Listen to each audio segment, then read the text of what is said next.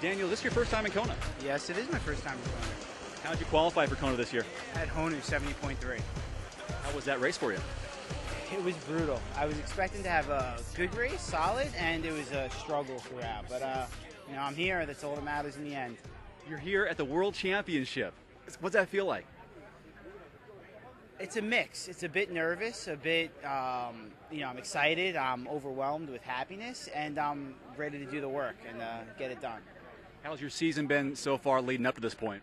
It's been a lot of up and down in terms of racing. I've had some unbelievable races. I've had some okay races.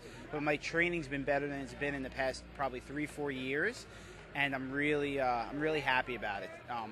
I don't really race long course. I'm a short course guy, and the long course training has actually agreed with me. I like these 35-hour weeks. It's not as hard effort level. Short course, you're throwing up and falling off the bike.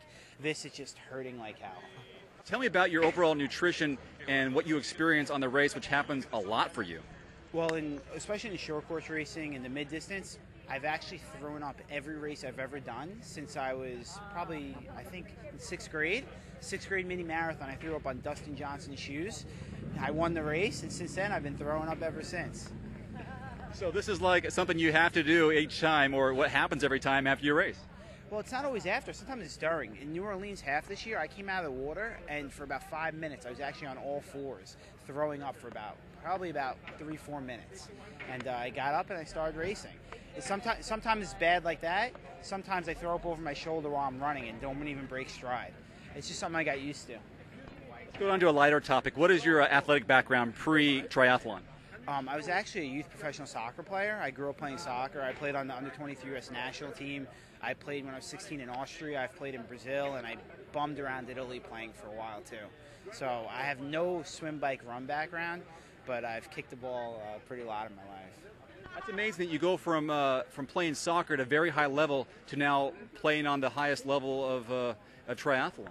Yeah, well, I think in all sports, when you get to that elite level, there's a certain level of work ethic, a certain level of training you do. It's just like in soccer. Since I was young, probably 11, 12 years old, I trained 2-3 times a day, and it required a focus and intensity.